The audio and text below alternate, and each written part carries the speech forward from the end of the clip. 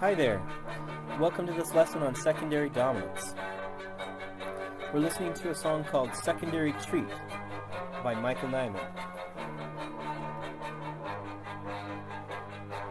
Okay, let's go ahead and get started with our lesson.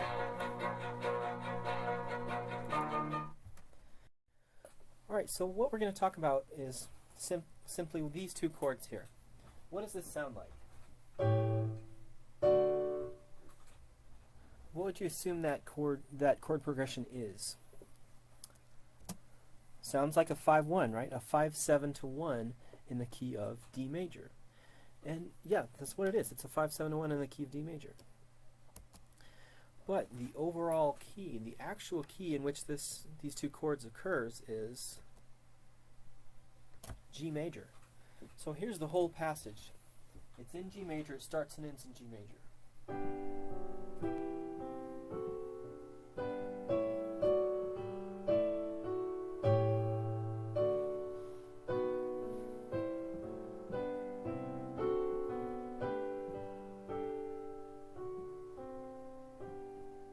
And the cadence is in G major. So we had a half cadence on D, on the 5 chord, and then a pack going 5-1 in the key of G. So we're going to talk about these two chords here, and most specifically this one in this lesson today. This 5-7 to 1 progression right here is too brief to be a modulation to the key of D. So instead of a modulation, we're going to talk about tonicization. Whenever we find a 5-1 progression or a dominant to tonic progression that temporarily suggests a key area other than the key that we're currently in, we can say that that second key is being tonicized. So tonicization means to make a chord sound like a tonic, to momentarily make it sound like a tonic. In other words, what I was saying, it sounds like 5-7 to 1 in the key of D. That's meaning I'm tonicizing the key of D. You can take any major chord or any minor chord and you can tonicize it by preceding that chord with its own dominant. So I could take, if I was in the key of G and I took the C chord and I wanted to tonicize that C chord, I would precede it by a G, B, D, F, a 5-7 chord of C. Alright, so I need to point out that tonicization is not the same thing as modulation. Modulation is when we change keys. When a music modulates, it's changing for an extended period of time, and it's most often going to confirm that new key with a solid cadence. So we know that we've changed keys. By contrast, when we when we tonicize something, it's very brief. After we tonicize that, usually just one chord, we return directly to the original key.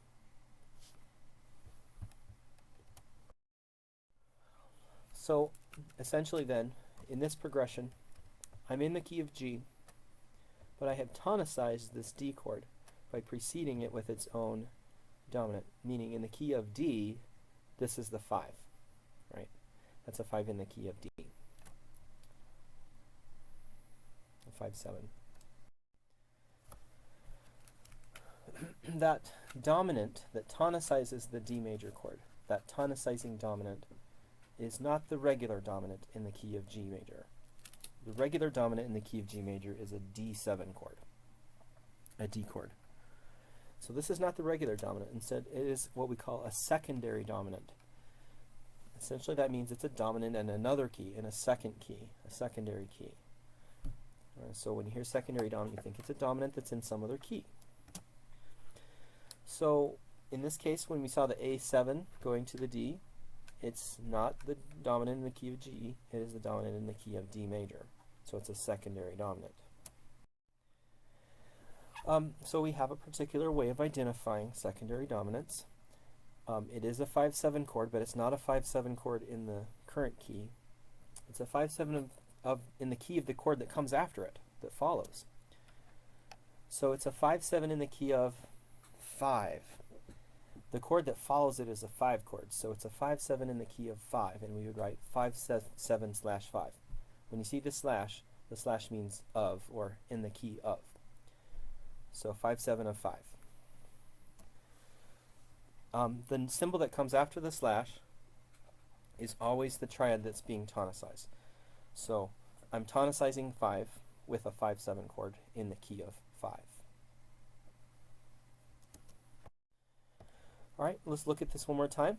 So we have a 5-7 in the key of D, right here, and D is 5 in the key of G.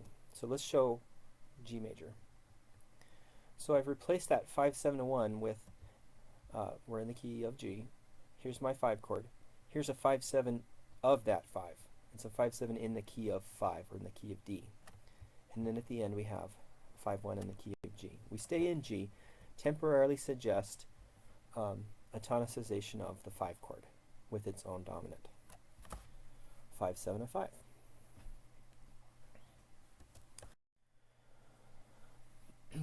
So now spelling these, they're just like regular dominant chords. They're a major triad if it's just a 5 of 5, or a major minor 7th chord if it's a 5-7 of 5. So it has the same quality, it's a dominant 7th chord or a major triad as a regular dominant. However, since they're coming from another key, we usually need to change at least one accidental to make the qualities correct. So they are altered chords. They use pitches that are foreign to the key. This is a chromatic chord or an altered chord. All right, so looking once again here, we see that in order to alter this, to make it a 5 in the key of 5, well, you can think of that key. The key of D has a C sharp in it. So that's the T-Do, right here, sorry. T-Do in the key of D major. So we had to alter this chord with a C sharp. Now it has become a dominant 7th. A, C sharp, and we leave the 5th out, and there's the 7th, G. It's a dominant 7th chord. Without the C sharp, if it just had a regular C natural, what would it be? It would just be a regular 2-7 chord. So it's like an altered version of 2-7, so that it tonicizes the next chord more strongly. That would have been just a regular A7. So when you're looking at music and you see accidentals, and they're not the regular leading tone, they're probably tonicizing some other key. We see that C sharp back here as well, and it's doing the same thing. It's tonicizing that D. And then later on, I see a D sharp, and that's actually a secondary dominant of E. It's tonicizing the E with a leading tone. So a good number of accidentals that you see in your music, if it hasn't changed keys, is probably a secondary chord. Okay, now let's talk about spelling. There's just 3 steps to follow to spell a secondary dominant. You need to do them in the right order, and if you do so, you can spell any secondary dominant. So the first step is to essentially find the root of the chord that you want to tonicize. Then from that root, you should go up a perfect 5th or down a perfect 4th to find the dominant of that root.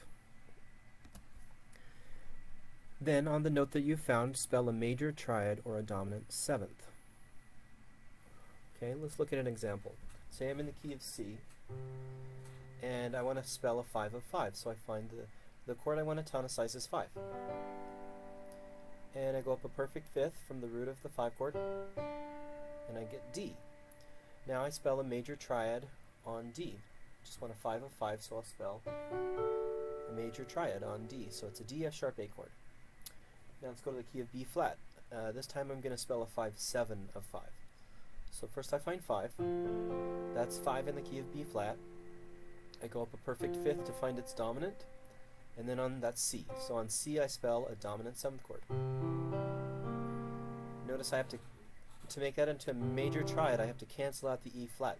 So this has an E natural in it. Yeah, so all these secondary dominants are going to need some kind of accidental. Alright, so when you're spelling a secondary dominant in major key, you generally have to raise the 3rd. I had to do that for both of those.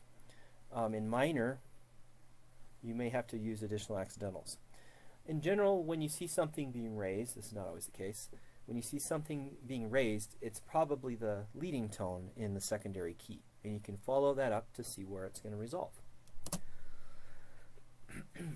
The main thing is to make sure you have the right root for the chord, and that on that root you spell a major triad, or if it's a dominant 7th chord, add a minor 7th to that as well.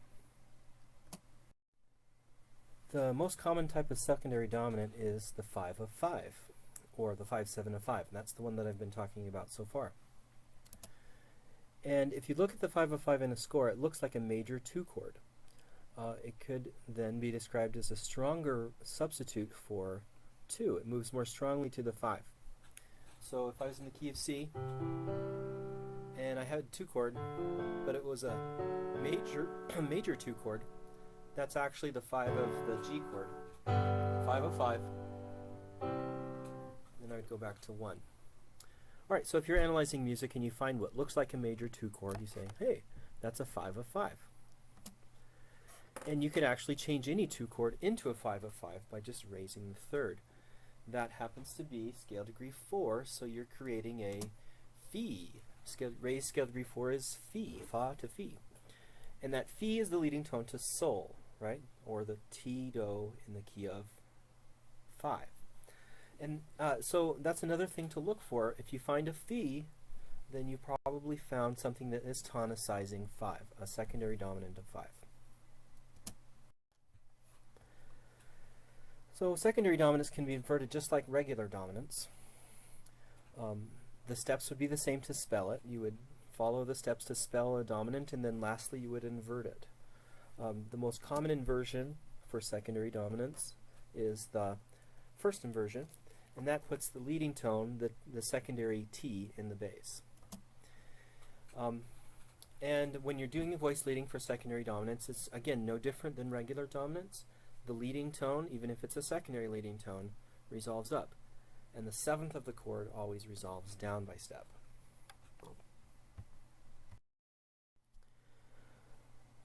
One more topic.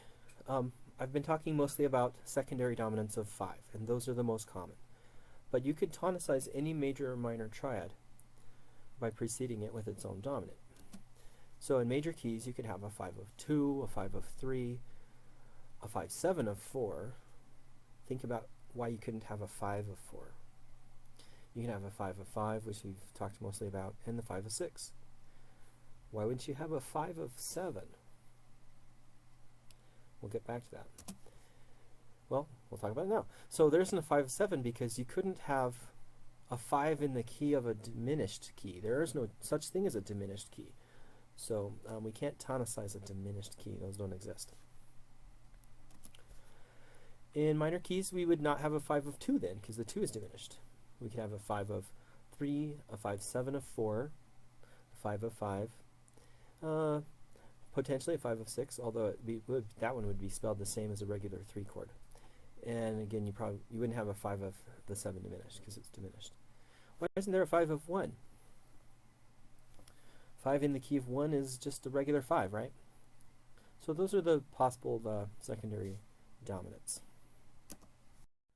So to finish up this lesson, I want to talk about one more type of secondary dominant that's fairly common, and that is the 5-7 of 4. This is a chord that's used to tonicize the 4, and it's used to move from 1 to 4. If you think about how this would be spelled, let's do C major again. We're in the key of C.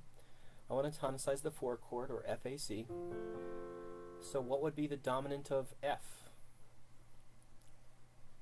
Dominant 7th would be C, E, G, B flat. That's a 5 in the key of F. And so we're still in the key of C major, so that's the same as the 1 chord except for the te. It's a do, mi, sol, te. That te changes it into a 5-7 of 4. So if you see a lowered 7th added to a tonic, that changes it into a 5-7 of 4, then resolves to the subdominant, and then we'll go back 5-1 back to the original key. So that happens fairly often. Alright, so that concludes the lesson on secondary dominants. Make sure to take the quiz that follows.